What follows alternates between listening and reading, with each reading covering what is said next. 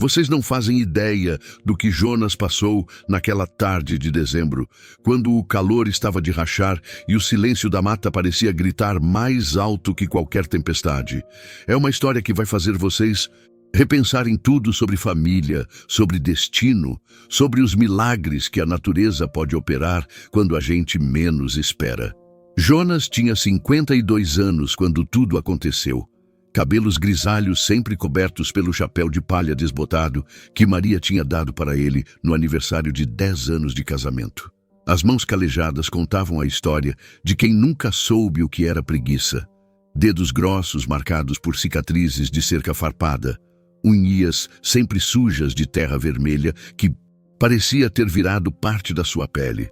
A fazenda dele ficava no fim de tudo, onde a estrada de terra se perdia entre os eucaliptos gigantescos e só o canto melancólico dos bentevis quebrava o silêncio pesado que pairava sobre aquelas terras esquecidas por Deus e pelos homens. A propriedade tinha 60 alqueires de terra boa, mas Jonas só conseguia cuidar de uns 20 desde que Maria partiu. O resto tinha virado capoeira. Mato bravo que crescia sem piedade, engolindo as cercas que ele não tinha mais ânimo para consertar. A casa de madeira com varanda larga, onde eles costumavam tomar tereré no fim da tarde, agora ecoava vazia, os passos dele soando oco no assoalho que rangia a cada movimento. A rede que balançava na brisa da tarde permanecia imóvel na maior parte do tempo, porque Jonas não conseguia mais se sentar nela sem sentir o fantasma de Maria ao seu lado. O cheiro do perfume barato que ela usava nos domingos ainda impregnado no tecido desbotado. Fazia 3 anos, 2 meses e 17 dias que Maria tinha partido, vítima de um câncer de útero que os médicos descobriram tarde demais. Jonas sabia a data exata porque marcava no calendário da cozinha uma cruz vermelha que ele fazia toda manhã ao tomar o café preto e amargo que substituía o café com leite que ela preparava com tanto carinho. O câncer não consumiu só o corpo dela, consumiu também a alegria que um dia encheu aquela casa, o som da risada cristalina que ecoava quando ela alimentava as galinhas no terreiro ou quando cantarolava enquanto estendia as roupas no varal que ele tinha feito com bambu do próprio terreno. Ele acordava todo dia às 5 da manhã, mesmo nos domingos, porque o corpo não sabia mais dormir além disso.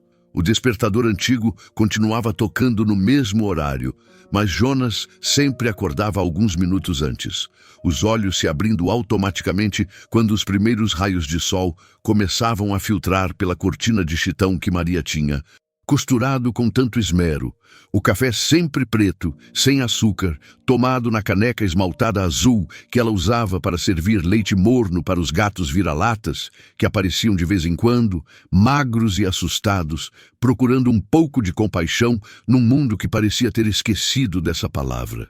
Jonas não era homem de muitas palavras, nunca foi, filho de pai calado e mãe que morreu cedo. Criado na dureza de quem aprendeu que sentimento se guarda dentro do peito e só se mostra em momentos de extrema necessidade. Mas depois que ficou sozinho, o silêncio se tornou seu companheiro mais fiel e, ao mesmo tempo, seu maior inimigo.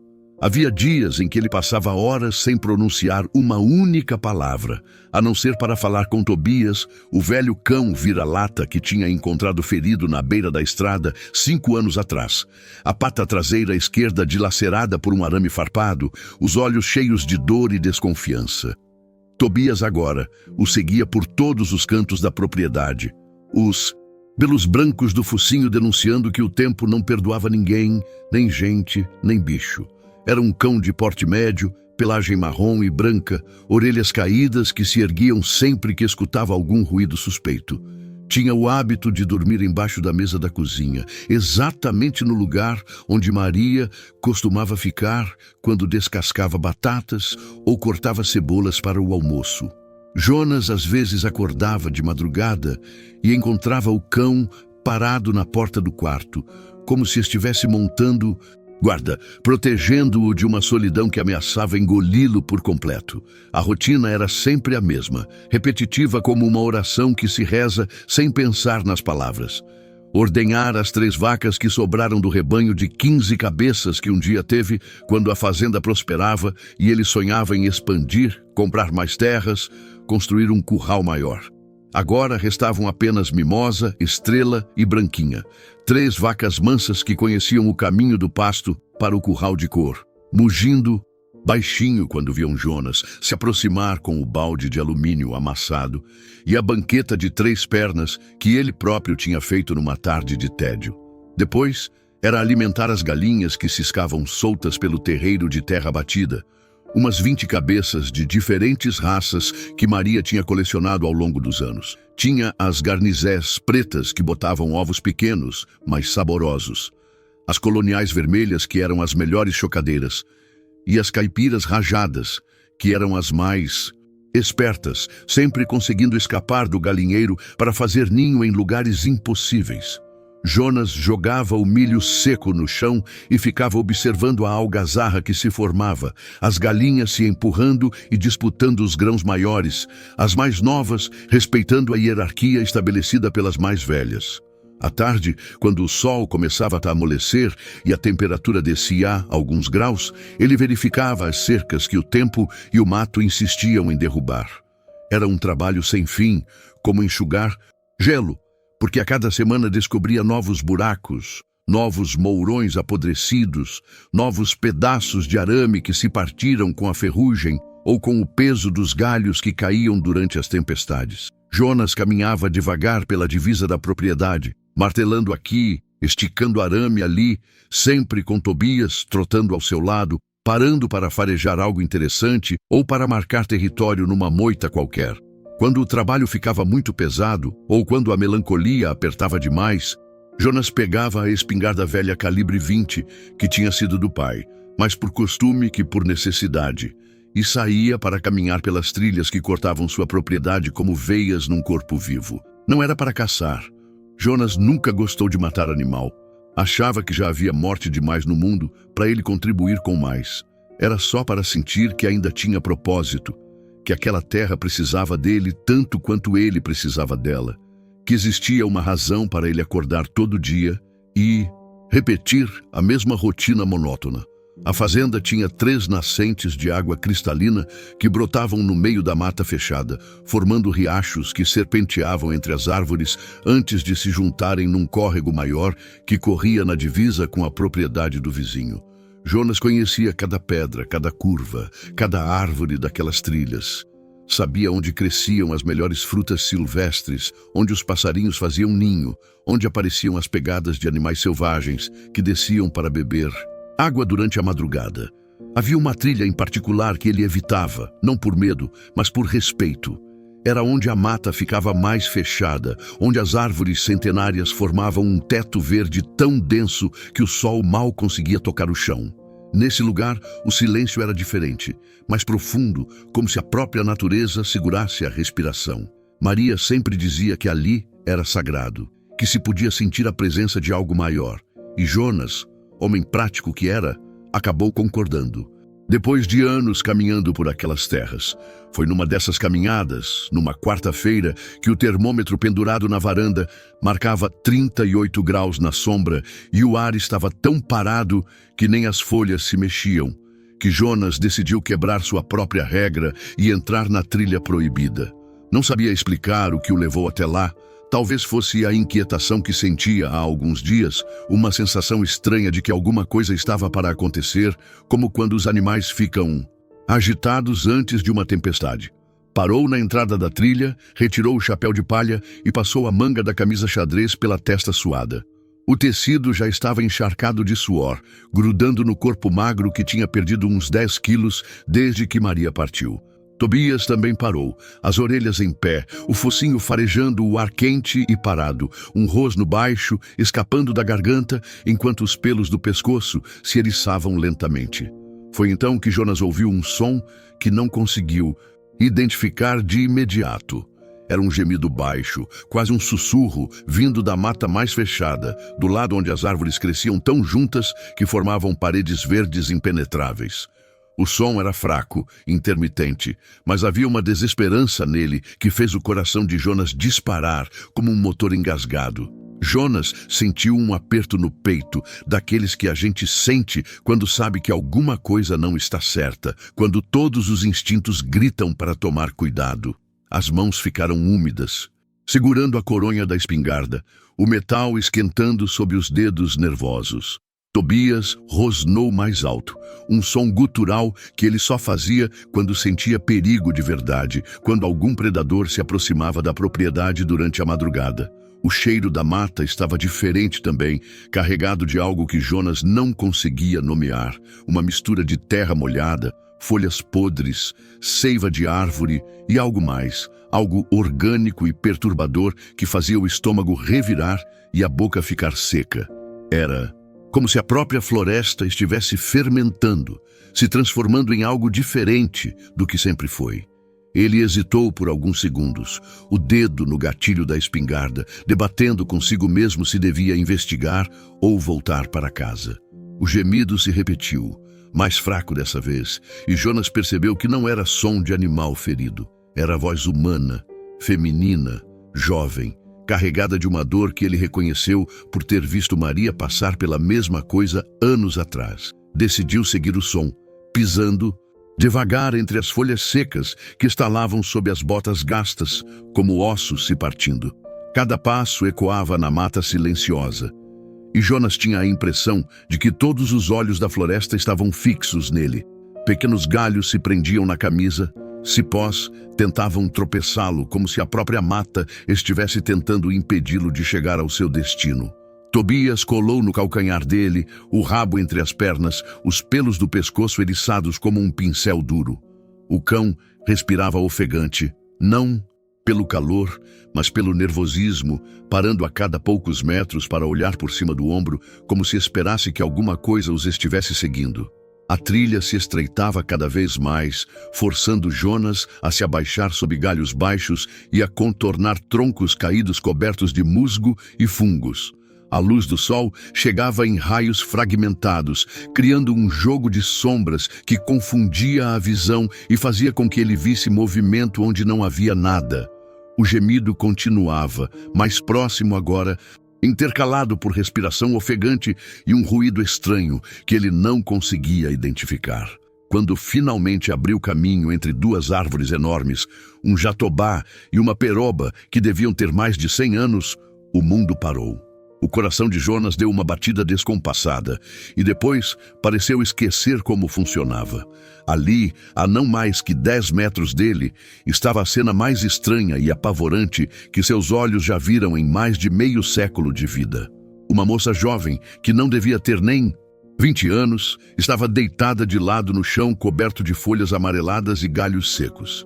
Era magra, quase esquelética, mas a barriga redonda de grávida se destacava como uma lua cheia na sombra verde da mata. Os cabelos castanhos estavam emaranhados com folhas e gravetos, o rosto pálido, marcado por riscos de lágrimas secas e picadas de inseto que tinham inchado e formado pequenas elevações vermelhas. Mas não era isso que fazia o sangue de Jonas gelar nas veias como água no inverno. Não, era nem mesmo o estado deplorável da moça, que claramente estava ali há horas, talvez dias. Era a jiboia.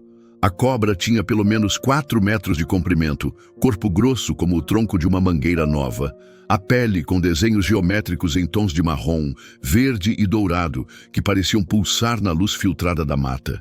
Estava enrolada ao redor da cintura e das pernas da moça, não apertando para matar. Jonas percebeu imediatamente, mas segurando, envolvendo, como uma mãe que protege um filho do frio da madrugada.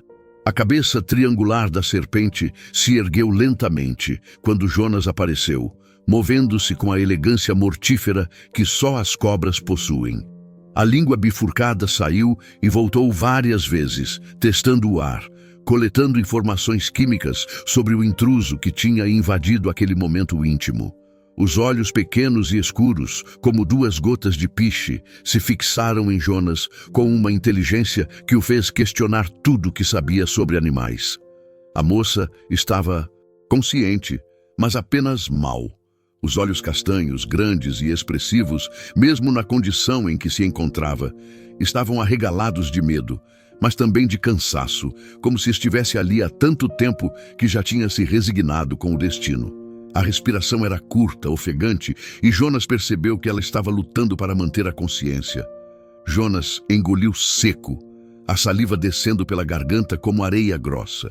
O dedo no gatilho da espingarda tremeu, mas ele não conseguia decidir se devia atirar ou não. A jiboia não parecia agressiva, não estava com a postura de ataque que ele conhecia das poucas vezes que tinha encontrado cobras na propriedade. Estava protegendo? Era impossível, mas era isso que parecia estar acontecendo. Os dois se olharam, homem e cobra, numa tensão que fazia o ar ficar mais pesado que o calor sufocante do meio-dia. Jonas sentia gotas de suor escorrendo pelas costas, molhando a camisa que já estava encharcada. Tobias se mantinha absolutamente imóvel atrás dele, como se soubesse instintivamente que qualquer movimento brusco poderia desencadear uma tragédia. "Moça", Jonas sussurrou, a voz rouca de quem fala pouco e agora estava com a garganta seca de nervosismo. "Você está machucada?" Ela tentou responder, mexeu os lábios ressecados, mas só saiu um gemido fraco que mal cortou o silêncio denso da mata. Jonas pôde ver que ela estava em estado grave, desidratada, provavelmente desnutrida. A blusa simples de algodão que vestia estava rasgada em alguns lugares, molhada de suor na altura da barriga proeminente, e ele percebeu manchas que pareciam ser de sangue nas pernas pálidas. A jiboia se mexeu ligeiramente, os anéis do corpo musculoso se ajustando ao redor da moça, e Jonas sentiu o coração disparar novamente. Mas a cobra não apertou, só reposicionou os anéis, como quem acomoda uma criança no colo para que ela durma melhor. O movimento foi tão gentil, tão cuidadoso, que Jonas sentiu um arrepio subir pela espinha. Era então que ele começou a entender algo que a razão dele se recusava categoricamente a aceitar. A serpente não estava atacando a moça, estava mesmo protegendo-a, mantendo-a aquecida durante a noite fria da mata, afastando outros predadores que poderiam fazer mal a uma pessoa indefesa. Jonas tinha ouvido histórias parecidas dos avós, lendas que os antigos contavam sobre cobras guardiãs, mas nunca acreditou que fossem verdade. "Meu nome é Jonas", ele disse, tentando manter a voz calma, enquanto baixava um pouco a espingarda, mas sem tirar completamente o dedo do gatilho. "Vou tentar te ajudar, mas precisa ficar calma. Não pode fazer movimento brusco." A moça piscou devagar, como se o simples ato de processar as palavras exigisse um esforço enorme. 2 lágrimas escorreram pelas faces magras, deixando trilhas limpas na sujeira que cobria o rosto delicado. Ela sussurrou algo que ele não conseguiu entender, mas o tom era de súplica, de quem estava no limite absoluto das forças e se agarrava à última esperança. Jonas deu um passo cauteloso para a frente, testando a reação da jiboia. A cobra se ergueu mais, a cabeça balançando de um lado para o outro numa dança hipnótica, mas sem mostrar sinais claros de agressão. Não estava com a boca aberta, não fazia o som sibilante característico de quando se prepara para o bote. Parecia mais curiosa do que ameaçadora. Foi nesse momento que Jonas percebeu algo que fez seu sangue esfriar ainda mais. A moça não estava apenas ferida e assustada, estava em trabalho de parto. A blusa estava completamente encharcada na altura da barriga, e a cada poucos segundos ela contraía o rosto numa expressão de dor intensa que ele conhecia bem, porque tinha visto Maria passar pela mesma coisa quando ela perdeu o bebê que esperavam, 12 anos atrás, numa tarde chuvosa, que ficou marcada para sempre na memória dele. A situação era muito mais grave e complexa do que ele havia imaginado inicialmente. Não era apenas uma pessoa perdida na mata, era uma mulher prestes a dar à luz, protegida por uma das cobras mais poderosas da região, no meio de uma floresta fechada, longe de qualquer ajuda médica. Jonas baixou a espingarda completamente, apoiou-a cuidadosamente contra o tronco de uma árvore próxima e levantou as 2 mãos, mostrando as palmas para a jiboia, numa linguagem universal de paz que esperava que ela entendesse. A cobra relaxou ligeiramente, mas continuou alerta, a cabeça se movendo lentamente para acompanhar cada gesto dele. Ele se aproximou mais, centímetro por centímetro, o coração batendo tão forte que tinha certeza de que a cobra podia ouvir. O chão da mata era macio sob os pés, uma camada grossa de folhas decompostas que abafava seus passos. Quando chegou a uns 3 metros de distância, ajoelhou devagar, mantendo as mãos visíveis o tempo todo. "Como você se chama, filha?" perguntou usando o tom de voz que reservava para acalmar os animais assustados. "Clara", ela conseguiu dizer, a voz um fio frágil que mal se distinguia do sussurro do vento nas folhas. "Por favor, me ajuda. O bebê tá vindo e eu não sei o que fazer." O nome ecoou na mata como uma oração. "Clara." Jonas repetiu mentalmente várias vezes, como se fosse importante decorar, como se o nome pudesse dar-lhe forças para enfrentar o que estava por vir. Ela não podia ter mais que 17, 18 anos, magra demais, jovem demais, assustada demais para estar passando por aquilo sozinha no meio da floresta. "Clara, eu vou te tirar daí", disse Jonas, tentando soar mais confiante do que realmente se sentia. "Mas preciso que você confie em mim. E a cobra, ela não tá te machucando, né?" Clara balançou a cabeça devagar, o movimento custando-lhe um esforço visível. Ela me encontrou ontem à noite. Eu estava perdida, com muito frio, tremendo, e ela se enrolou em mim e me esquentou. Não me fez mal nenhum. É como se soubesse que eu preciso de ajuda." Jonas respirou fundo, o ar úmido da mata enchendo os pulmões. Já tinha ouvido histórias semelhantes, mas sempre as classificou como folclore. Superstição de gente simples que via milagre onde só havia coincidência. Agora, diante da cena impossível que se desenrolava na sua frente, começava a questionar suas próprias certezas. A jiboia o observava com aqueles olhos pequenos e inteligentes, imóvel como uma estátua.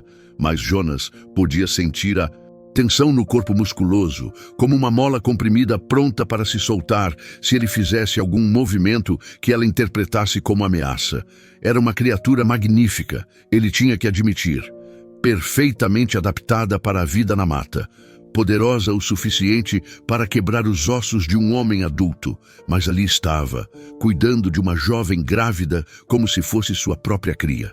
"Clara, vou tentar conversar com ela", disse Jonas, sentindo-se ridículo por pronunciar essas palavras, mas sem nenhuma outra opção viável. "Você fica calma e não se mexa." Ele começou a falar baixinho com a jiboia, não exatamente palavras, mas sons que vinham do fundo do peito, o mesmo tipo de murmúrio que usava com as vacas quando elas estavam agitadas durante as tempestades, ou com Tobias, quando ele ficava nervoso com fogos de artifício. Não fazia sentido lógico, mas Jonas sabia instintivamente que a comunicação entre espécies ia muito além das palavras, passava por vibrações, por intenções, por uma linguagem primitiva que existia antes dos humanos inventarem a fala. A cobra relaxou gradualmente, a cabeça baixando até quase tocar o chão coberto de folhas.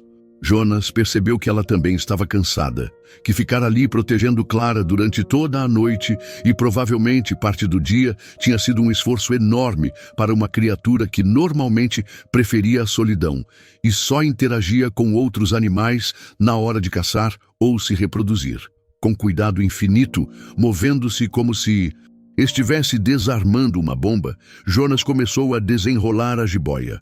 Tocou primeiro a parte de trás da cabeça, estabelecendo contato, mostrando que não queria fazer mal. A pele era surpreendentemente quente e lisa, as escamas formando um padrão quase hipnótico.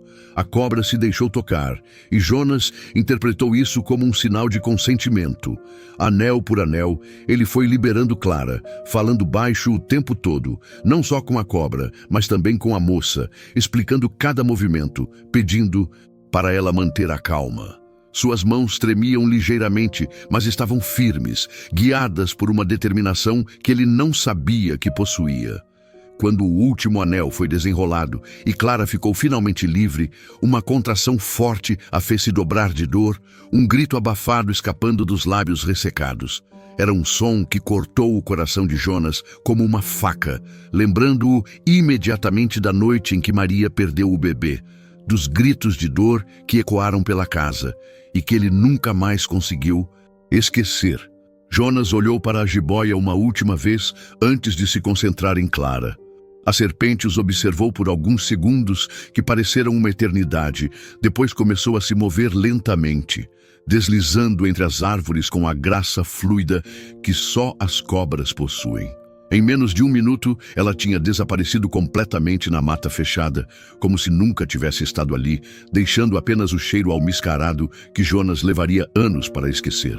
"Agora é só nós, Clara", disse ele, tirando a camisa xadrez e improvisando uma maca. "Vou te levar para casa. Aguenta firme." O caminho de volta para casa foi a caminhada mais longa e desesperadora da vida de Jonas. Clara pesava pouco, mas as contrações estavam vindo cada vez mais próximas umas das outras. E ele sabia que não havia tempo para levá-la até o hospital da cidade, que ficava a mais de 40 quilômetros de estradas ruins. Ela se debatia nos braços dele a cada contração, o suor misturado com lágrimas, molhando a camisa que ele tinha usado para envolvê-la. Tobias corria na frente, parando de vez em quando para olhar para trás, como se quisesse ter certeza de que eles estavam seguindo, os ouvidos em pé, atento a qualquer perigo que pudesse surgir. A mata parecia conspirar contra eles. Galhos se prendiam nas roupas, raízes tentavam tropeçá-lo, e o calor estava cada vez mais sufocante. Jonas sentia o suor escorrendo pelo corpo, molhando as costas, pingando do queixo. Os músculos dos braços começaram a queimar, mas ele não parou nenhuma vez, impulsionado por uma determinação que vinha de um lugar muito profundo da alma. "Falta pouco, filha", murmurava a cada passo, mais para se encorajar do que para tranquilizá-la. "Falta pouco, aguenta firme." Quando finalmente chegaram a casa, Jonas estava sem fôlego e Clara quase desacordada de dor e exaustão. Ele a levou diretamente para o quarto que tinha sido dele e de Maria. A mesma cama onde sua esposa passou os últimos dias de vida, entre lençóis que ainda guardavam um perfume fantasma de lavanda e saudade. "Clara, escuta, eu não sei nada sobre parto, sobre essas coisas", disse, tentando controlar a própria respiração enquanto corria para pegar toalhas limpas e água morna. "Mas vou fazer tudo o que puder. O hospital fica muito longe, não ia dar tempo de chegar lá." Ela agarrou a mão dele com uma força que não parecia combinar com o corpo frágil, os dedos finos se cravando na pele calejada como garras. "Não me deixa sozinha, por favor. Não deixa eu morrer sozinha." "Você não vai morrer", Jonas respondeu com uma convicção que o surpreendeu. "Nem você, nem seu bebê. Eu prometo." Nas próximas 4 horas, Jonas viveu a experiência mais intensa, aterrorizante e ao mesmo tempo milagrosa da sua vida. Segurou a mão de Clara enquanto ela gritava de dor. Passou panos molhados na testa dela quando a febre subia. Sussurrou palavras de encorajamento que nem sabia que conhecia, vindas de um reservatório de ternura que ele pensava ter secado com a morte de Maria. A casa inteira parecia participar do evento. Tobias ficou na porta do quarto o tempo todo, montando guarda, como se soubesse que algo importante estava acontecendo. As galinhas no terreiro pararam de ciscar e se juntaram numa roda silenciosa embaixo da mangueira. Até o vento parou de soprar, como se a própria natureza estivesse prendendo a respiração, esperando o desfecho daquele drama. Jonas se surpreendeu com quanto se lembrava dos partos que tinha presenciado na fazenda, vacas e éguas dando cria, a sabedoria instintiva que vem de uma vida inteira lidando com animais. Cada contração de Clara o ensinava algo novo sobre a força da vida, sobre a determinação feroz com que ela luta para continuar existindo, mesmo nas condições mais adversas. Quando o bebê finalmente nasceu, um menino pequeno mas de pulmões fortes, que encheu a casa com seu choro indignado, Jonas sentiu lágrimas rolarem pelo rosto pela primeira vez desde o funeral de Maria. Eram lágrimas de alívio, de alegria, de uma emoção tão intensa que não cabia dentro do peito e precisava sair de alguma forma. Clara chorava também, mas eram lágrimas diferentes, de alívio e exaustão, de amor instantâneo e avassalador. Ela segurou o filho contra o peito como se fosse a coisa mais preciosa do universo, e Jonas entendeu naquele momento que estava presenciando um milagre. O tipo de milagre que acontece todo dia, mas que a gente só percebe quando está diretamente envolvido. "Obrigada", ela sussurrou, olhando para Jonas com olhos que brilhavam apesar do cansaço. "Você salvou nossa vida." Não sei como vou conseguir retribuir isso. Jonas limpou o nariz na manga da camisa e sorriu. Um sorriso genuíno que ele não dava há anos, que fez os músculos do rosto doerem de desuso. Não precisa retribuir nada, filha. A vida já me retribuiu mais do que eu merecia. Ele ajudou Clara a se limpar e trocar de roupa. Vestiu-a com uma das camisolas de algodão que tinham sido de Maria.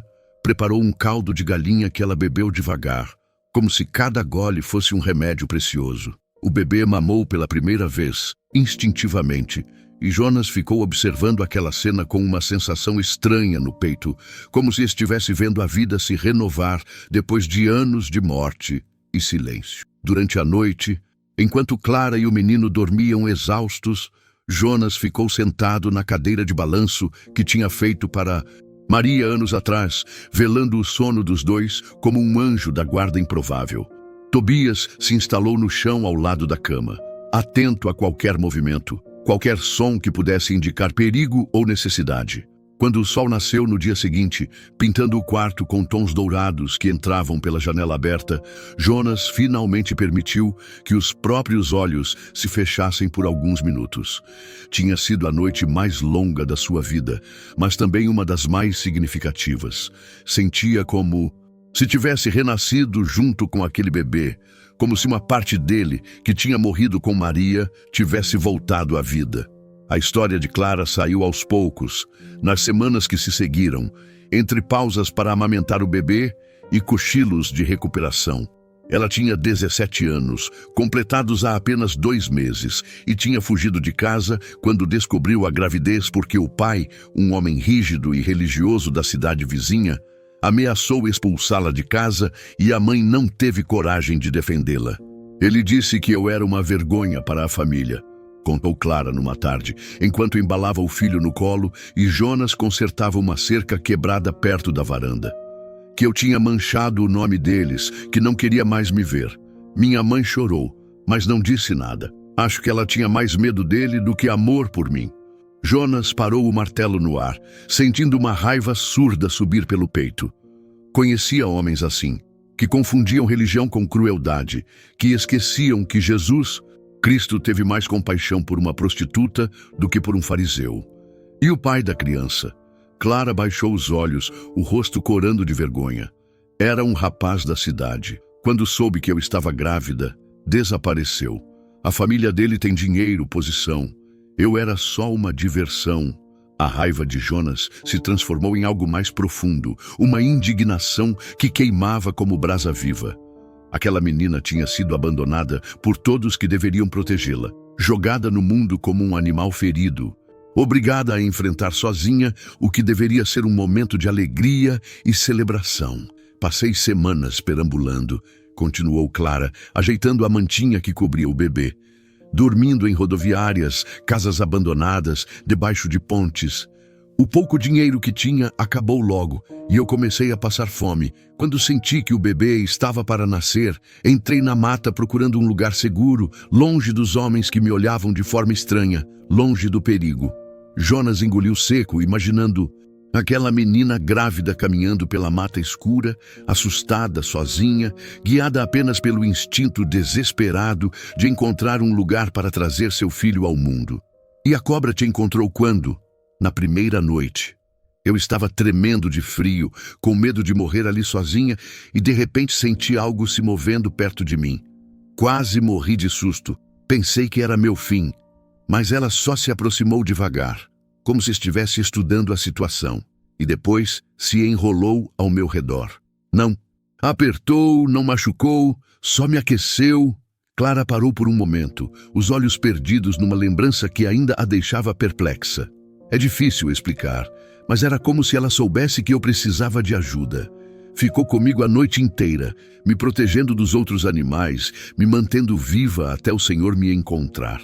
Jonas balançou a cabeça, ainda impressionado com a história. Tinha crescido ouvindo os mais velhos falarem sobre os mistérios da mata, sobre como a natureza às vezes age de forma que desafia toda lógica, mas nunca imaginou que veria algo assim com os próprios olhos. A cobra me salvou, disse Clara, olhando pela janela em direção à mata. E o Senhor também, vocês dois me deram uma segunda chance. Nos dias que se seguiram, Clara e o bebê se recuperaram lentamente na casa de Jonas. Ela era uma moça doce, de sorriso fácil, apesar de tudo que tinha passado, com uma força interior que impressionava um homem que tinha vivido mais de 5 décadas. Ajudava-nos afazeres da casa com uma naturalidade que fez Jonas perceber o quanto sentia falta de companhia feminina, de conversas durante o preparo das refeições, de alguém cantarolando enquanto estendia roupas no varal. O bebê, que ela chamou de Miguel, em homenagem ao arcanjo protetor, era uma criança tranquila que só chorava quando tinha fome ou precisava ser trocado. Jonas se surpreendeu com a facilidade com que se adaptou à presença de uma criança na casa, como se algo adormecido dentro dele tivesse despertado com o choro do menino. À noite, quando Clara amamentava Miguel na cadeira de balanço, Jonas ficava na cozinha preparando o jantar, ouvindo o som suave da voz dela, cantando cantigas de ninar que Maria também costumava cantar quando sonhavam em ter filhos. Era como se a casa tivesse acordado de um sono profundo, como se cada cômodo voltasse a ter propósito, cada objeto recuperasse sua razão de existir. Tobias se adaptou rapidamente à nova rotina. Passou a dormir no quarto de Clara e Miguel, montando guarda como um soldado veterano. Quando o bebê chorava durante a madrugada, o velho cão se levantava junto com Clara, acompanhando-a até a cozinha quando ela ia preparar alguma coisa, voltando para o quarto só depois que tudo estava em ordem. Foi numa tarde de domingo, quando Clara estava amamentando Miguel na varanda e Jonas consertava a roda da carroça que há meses precisava de reparo, que ela lhe fez a pergunta que ele vinha esperando, mas temendo ao mesmo tempo. Jonas, disse ela hesitante, eu queria saber, eu posso ficar aqui, eu e o Miguel? Ele parou a lima no meio do ar, o coração disparando, como sempre acontecia quando era confrontado com decisões importantes. Nas últimas semanas, havia se acostumado com a presença deles, com os sons de vida que voltaram a preencher a casa silenciosa. O riso cristalino de Clara quando ele contava alguma história engraçada da fazenda, o choro do Miguel que o acordava de madrugada, mas não o incomodava. A sensação de que finalmente tinha novamente uma razão para acordar todo dia. Mas tinha medo também. Um medo profundo e ancestral de se apegar e depois perdê-los, como tinha perdido Maria. A dor da perda ainda estava viva dentro dele, como uma ferida que cicatriza por fora, mas continua sangrando por dentro. Não sabia se teria forças para passar por aquilo novamente. Clara, você é muito nova, respondeu finalmente, tentando soar prático, mas sentindo a voz tremer. Tem a vida toda pela frente, oportunidades, sonhos. Não pode desperdiçar tudo isso ficando aqui no fim do mundo com um velho rabugento que mal sabe conversar. Ela riu, um som que fez os passarinhos na mangueira pararem de cantar para escutar. Um som que Jonas já tinha aprendido a associar com momentos de felicidade pura. Você não é velho, Jonas, e definitivamente não é rabugento. Você é a pessoa mais generosa e gentil que eu já conheci na vida.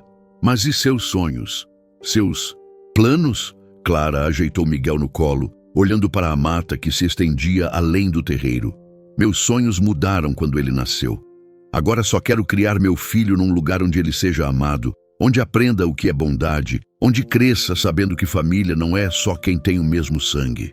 Jonas sentiu o peito apertar, mas desta vez era um aperto bom, daqueles que a gente sente quando uma emoção muito intensa tenta sair do corpo e não encontra saída suficiente.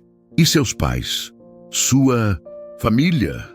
O sorriso de Clara desapareceu por alguns segundos, substituído por uma expressão de tristeza e mágoa que fez Jonas se arrepender da pergunta. Meus pais me rejeitaram quando eu mais precisava deles. Me jogaram no mundo grávida e sozinha, sem se importar se eu ia viver ou morrer. Ela parou, respirou fundo e continuou com uma firmeza que impressionou Jonas. Você me acolheu quando eu estava perdida na mata, enrolada numa cobra, desesperada e morrendo de medo. Me trouxe para sua casa, me ajudou a trazer meu filho ao mundo, cuidou de nós como se fôssemos sua família.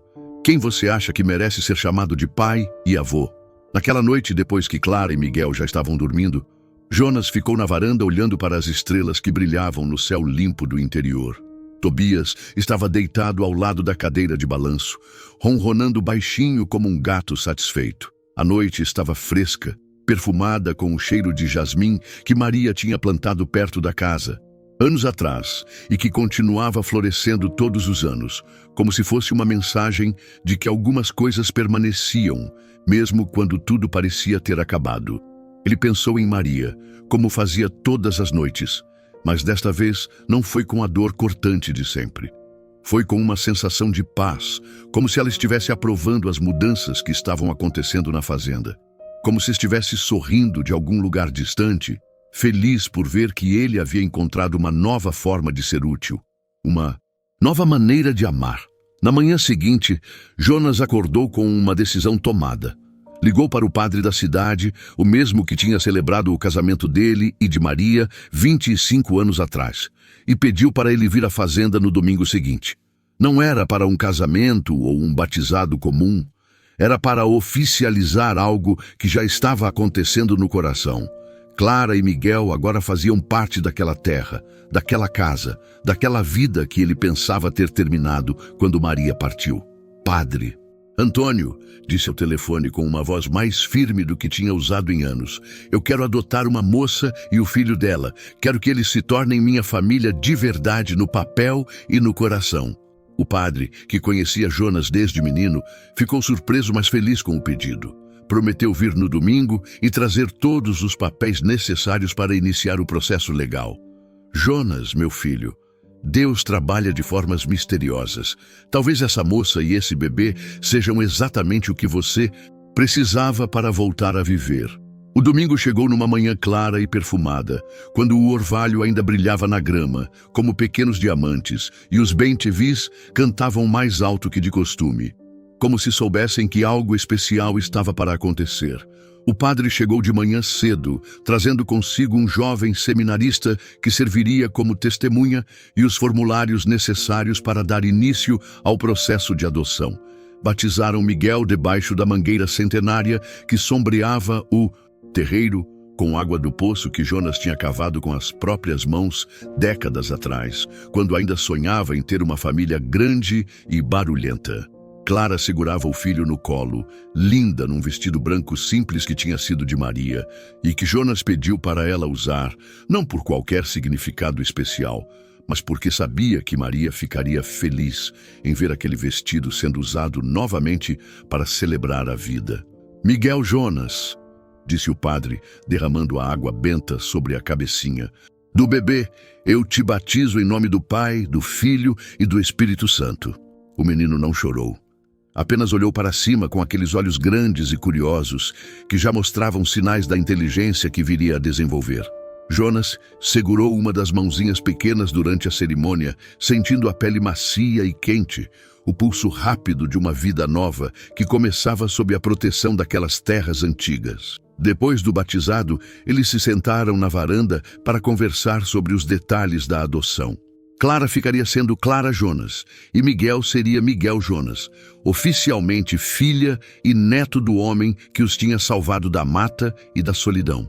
Eu não consigo prometer que vou ser uma filha perfeita, disse Clara depois que o padre foi embora, quando os três estavam sentados na varanda, vendo o sol se pôr entre as árvores da mata distante. Mas prometo que vou amar você e cuidar de você como você cuidou de mim.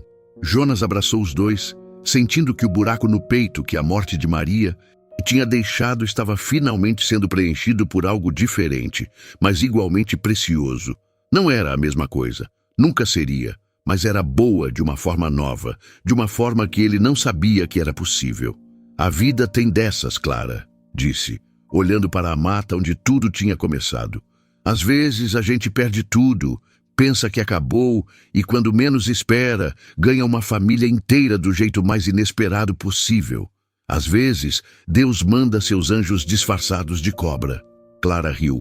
Aquele riso cristalino que tinha se tornado a trilha sonora da felicidade na fazenda. Você acha mesmo que a jiboia foi enviada por Deus? Jonas ficou pensativo por um momento, mexendo na aba do chapéu como sempre fazia quando refletia sobre assuntos sérios. Não sei, filha, mas sei que ela te protegeu quando você mais precisava. Te manteve viva para que eu pudesse te encontrar. E isso, para mim, é milagre suficiente. Os anos passaram como água corrente, trazendo mudanças e crescimento para a fazenda que havia renascido com a chegada de Clara e Miguel.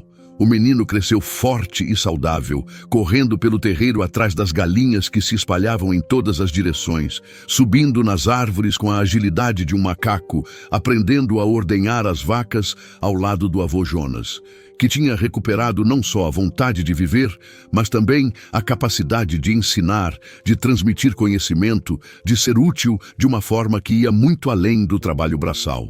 Miguel era uma criança curiosa e inteligente, sempre fazendo perguntas sobre tudo que via. Por que as vacas dão leite? Por que as galinhas botam ovos? Por que o sol nasce de um lado e se põe do outro? Jonas respondia a cada pergunta com a paciência infinita de quem finalmente tinha encontrado um propósito para todo o conhecimento acumulado ao longo de décadas de vida no campo. À noite, quando o trabalho do dia estava terminado e eles se reuniam na varanda para o ritual sagrado de ver o pôr do sol, Jonas contava histórias da mata para o neto. Histórias de animais sábios, de árvores que falavam, de espíritos protetores que cuidavam dos perdidos e desamparados. Miguel ouvia com os olhos arregalados, fazendo perguntas, pedindo detalhes, criando na imaginação um mundo onde o fantástico e o real se misturavam sem fronteiras definidas. Conta de novo a história da cobra que salvou mamãe. Pedia o menino nas noites de lua cheia, quando os sons da mata ficavam mais intensos e misteriosos. Jonas repetia a história pela 100ª vez, mas sempre descobria detalhes novos, nuances que não tinha percebido antes. À medida que o tempo passava, a história ia ganhando uma dimensão quase mítica, tornando-se não apenas o relato de um acontecimento, mas uma lenda familiar que seria transmitida de geração em geração. Clara floresceu naquele ambiente de amor e segurança. A menina assustada e desnutrida que Jonas tinha encontrado na mata se transformou numa mulher forte e confiante que cuidava da casa com a mesma dedicação com que Maria cuidara, mas trazendo sua própria personalidade, seus próprios gostos, sua própria forma de fazer as coisas ficarem melhores. Ela ampliou a horta, plantando temperos e verduras que Jonas nem sabia que existiam, criou um galinheiro organizado onde as aves eram tratadas como rainhas, reformou a casa por dentro, trazendo cor e alegria para ambientes que haviam permanecido sombrios por anos. Mais importante que tudo, ela trouxe conversas para as refeições, risos para as tardes, música para os momentos de trabalho. Tobias envelheceu graciosamente, acompanhando Miguel em suas aventuras pelo terreiro, ensinando-o sobre os perigos e prazeres da vida rural. O velho cão morreu numa tarde de outono, dormindo à sombra da mangueira onde tinha passado tantas tardes felizes. Miguel chorou pela primeira vez na vida, e Jonas o consolou explicando que a morte fazia parte da vida, que Tobias tinha tido uma existência plena e feliz, que havia partido em paz. Mas eu vou sentir saudade dele, vô, disse o menino, limpando o nariz na manga da camisa pequena. A saudade é o preço que a gente paga por ter amado, respondeu Jonas, abraçando o neto. E vale a pena pagar esse preço, porque sem amor a vida não tem sentido. Enterraram Tobias embaixo da mangueira, e Miguel insistiu em fazer uma cruz de madeira com o nome do cão gravado a canivete.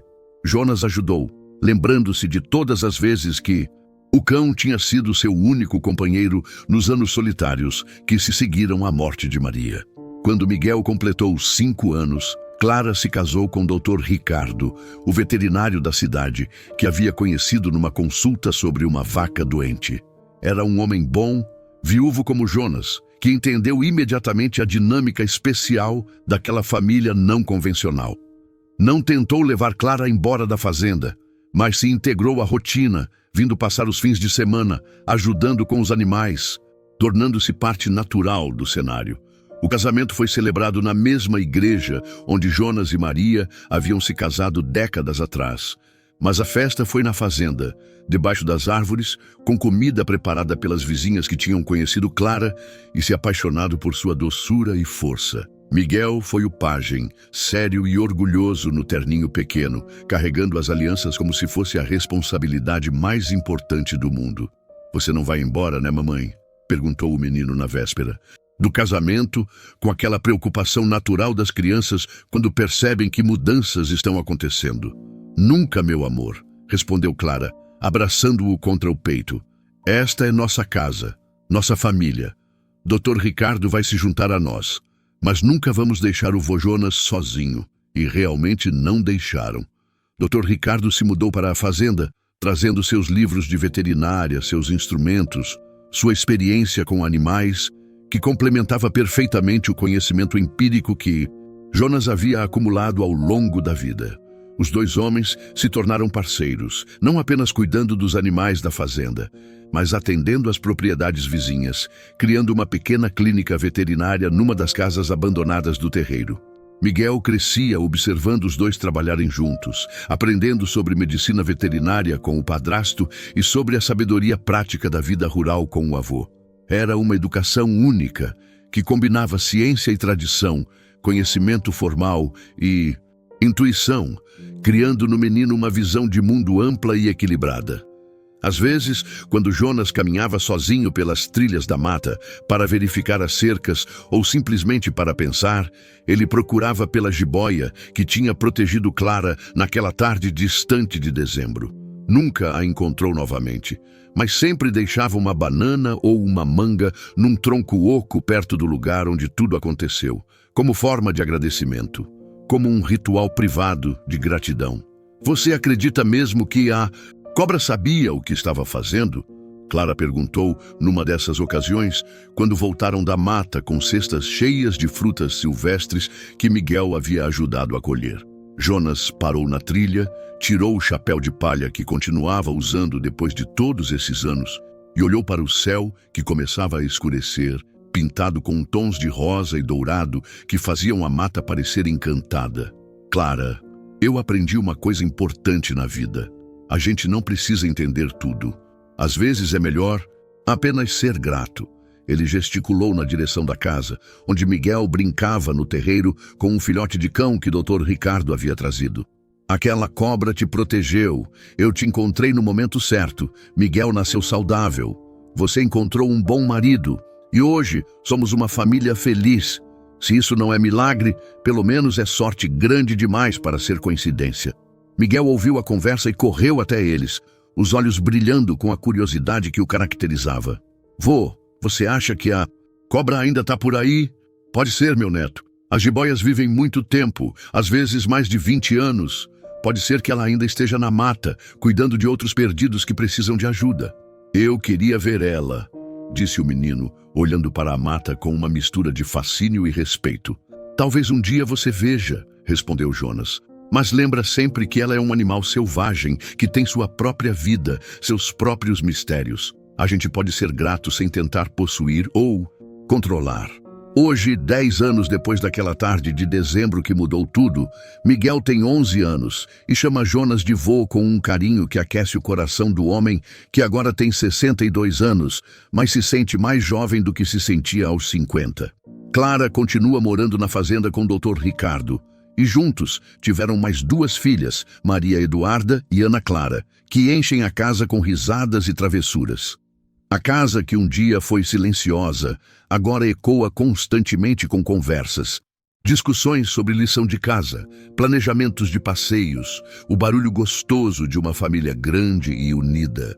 Jonas acordou todas as manhãs dos últimos 10 anos com um sorriso no rosto, sabendo que tinha 3 netos para ensinar sobre a vida, uma filha para ajudar com os afazeres, um genro que se tornou um verdadeiro amigo e uma vida cheia de propósito que ele pensava ter perdido para sempre. A fazenda prosperou novamente. Com a ajuda de Dr. Ricardo, eles expandiram o rebanho, reformaram as instalações, criaram um pequeno laticínio que fornece queijos e doces de leite para a cidade. Miguel ajuda com as vendas, mostrando desde cedo o senso comercial que herdou não se sabe de onde, já que nem Jonas nem Clara tinham muito jeito para negócios. As duas filhas menores, Maria Eduarda com 7 anos e Ana Clara com 5, são o retrato da alegria pura. Correm pelo terreiro como passarinhos livres, sobem nas árvores com a mesma agilidade que Miguel tinha na idade delas, ajudam a alimentar as galinhas e a colher ovos, participam de todas as atividades da fazenda como se tivessem nascido ali, como se fosse impossível imaginar outra vida que não fosse aquela. Às vezes, quando está sentado na varanda ao final do dia, vendo os netos brincarem no terreiro enquanto Clara e Dr. Ricardo conversam sobre os planos para o dia seguinte, Jonas olha para a mata distante e sussurra um "obrigado" baixinho, direcionado à jiboia que ele nunca mais viu, mas que mudou tudo ao proteger uma jovem grávida numa noite de dezembro. Porque foi ela quem trouxe Clara até ele. Foi ela quem provou que a natureza tem formas misteriosas de cuidar dos seus filhos. Foi ela quem ensinou que família não é apenas sangue, mas escolha, proteção, amor incondicional. Foi ela quem mostrou que os milagres existem, mesmo quando vêm disfarçados de medo, mesmo quando desafiam tudo que pensamos saber sobre o mundo. A lição mais importante que Jonas aprendeu nestes anos todos é que a vida tem formas surpreendentes de colocar as pessoas certas no nosso caminho, exatamente quando precisamos delas. Às vezes, vem disfarçado de tragédia, às vezes de medo, às vezes de uma situação tão impossível que só pode ser obra do destino ou da providência divina. Clara se tornou muito mais que uma filha adotiva. Ela se tornou a ponte entre o passado e o futuro, entre a memória de Maria e a esperança de continuidade. Miguel cresceu sabendo que família é quem escolhe ficar, não quem tem obrigação de ficar, e essa lição o fez uma criança mais generosa, mais aberta, mais capaz de amar sem medo. As histórias da jiboia protetora se espalharam pela região, virando lenda contada de fazenda em fazenda, de família em família. Alguns acreditam, outros acham que é invenção, mas Jonas não se importa com o que pensam. Ele sabe o que viu, sabe o que viveu, e isso é suficiente.